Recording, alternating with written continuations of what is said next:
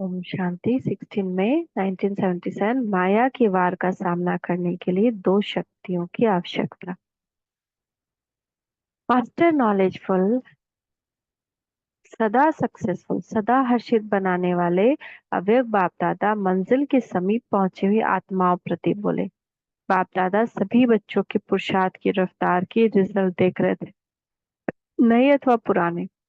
दोनों की पुरुषार्थ की रफ्तार देखते हुए बाप को बच्चों पर अति स्नेह भी हुआ और साथ साथ रहम भी हुआ। स्नेह क्यों हुआ?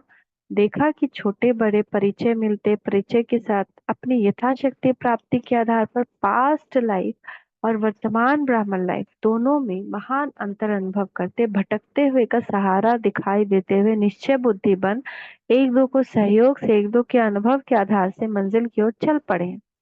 खुशी, शक्ति, शांति और सुख की अनुभूति में कोई लोक लाज की परवाह न करते हुए अलौकिक जीवन का अनुभव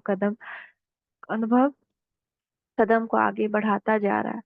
प्राप्ति के आगे कुछ छोड़ रहे हैं व त्याग कर रहे हैं, कोई सुध-बुध नहीं रहती।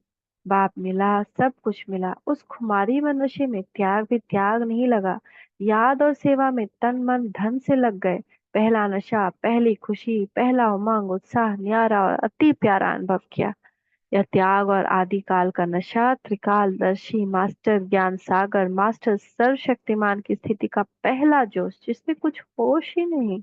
पुरानी दुनिया का सब कुछ तुक्ष अनुभव हुआ, असार अनुभव हुआ। ऐसी हर एक की पहली स्टेज देखते हुए अति स्नेह हुआ कि हर एक ने बाप के प्रति कितना त्याग और लगन के से आगे बढ़ने का पुरुषार्थ किया है। ऐसे त्याग मूर्त, ज्ञान मूर्त, निश्चय बुद्धि बच्चों के ऊपर बाप दादा भी अपने सर्व संपत्ति सहित कुर्बान हुए।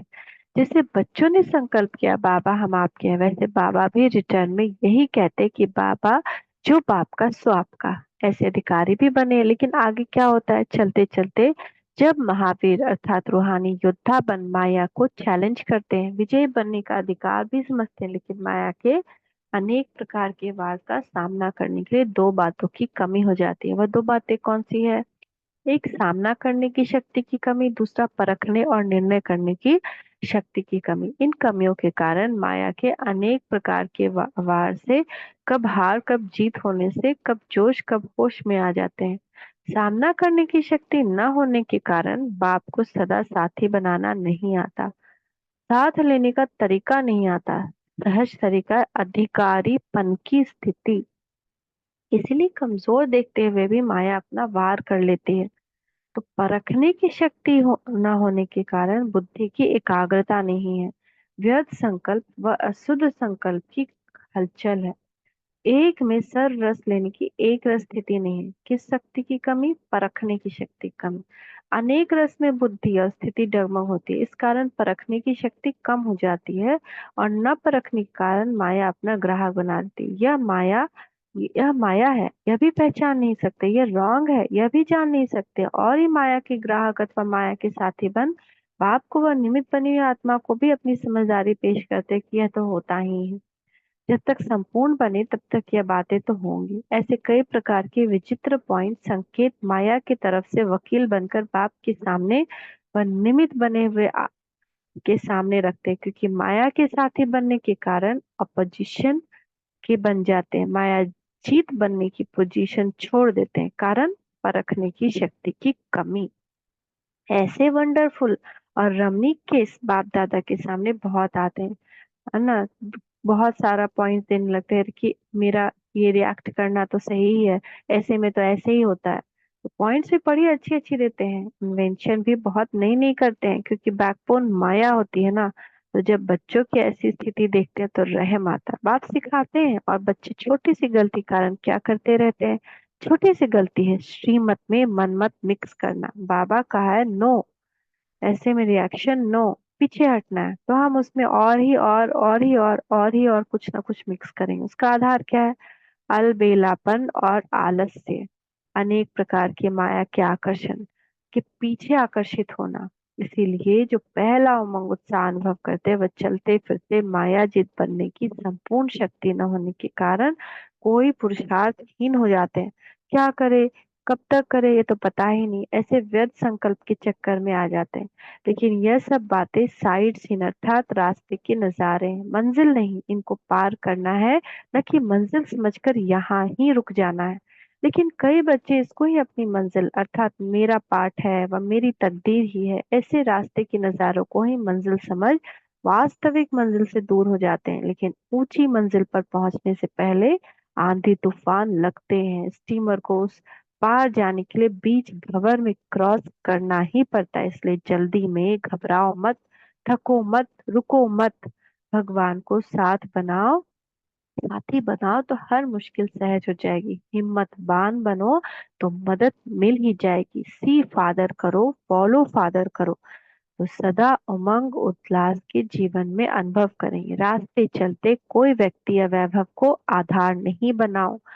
जो आधार ही स्वयं विनाशी है वह अविनाशी प्राप्ति का क्या करा सकता है। एक बल, एक भरोसा, इस पाठ को सदा पक्का रखो तो बीच भंवर से सहज निकल जाएंगे और मंजिल के सदा समीप अनुभव करेंगे। सुना, यह थी पुरुषार्थियों की रिजल्ट। मेजोरिटी बीच भंवर में उलझ रहे हैं, लेकिन बाप कहते हैं सब बातें अपनी मंजिल में आगे बढ़ने की गुड साइन समझो।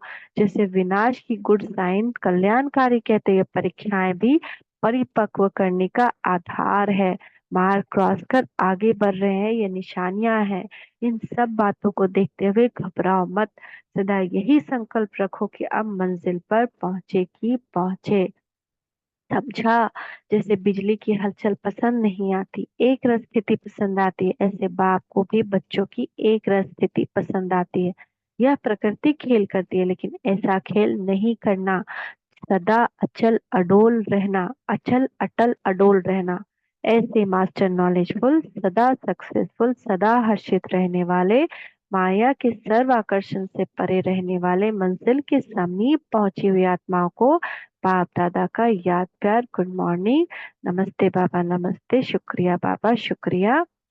कितना भविष्य का जमा किया तो कट जाएगा, तुरंत रिज्वाइन करिएगा। तो सेवा का मेवा मिलता है अर्थात जो करता है उसका पदम खुदा जमा हो जाता है। जैसे एक बीज डाला तो फल कितने निकलते हैं, एक तो नहीं निकलता। तो बीज एक डाला और फल हर सीजन मिलता है। यह भी सेवा का मेवा प्राप्त कर पदम गुना जमा हो जाता है, हर जन्म में मिलता रहता है। मनसा वाचा करना, तीनों प्रकार की सेवा, हर एक ने की। वाणी और कर्म की सेवा के साथ साथ मनसा शुभ संकल्प और श्रेष्ठ विधि द्वारा भी बहुत सेवा कर सकते हो। अगर तीनों सेवा साथ साथ नहीं तो फल इतना फलीभूत नहीं होगा। वर्तमान समय प्रमाण तीनों साथ साथ होनी चाहिए, अलग अलग नहीं।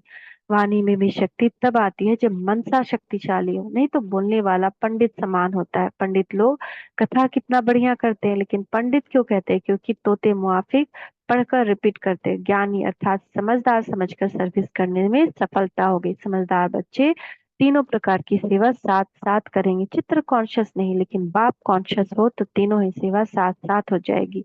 ड्यूटी समझकर सेवा करेंगे तो आत्माओं को आत्मस्मृति नहीं आएगी, वह भी एक सुनने की ड्यूटी समझकर चले जाएंगे। अगर रहम दिल बनकर कल्याण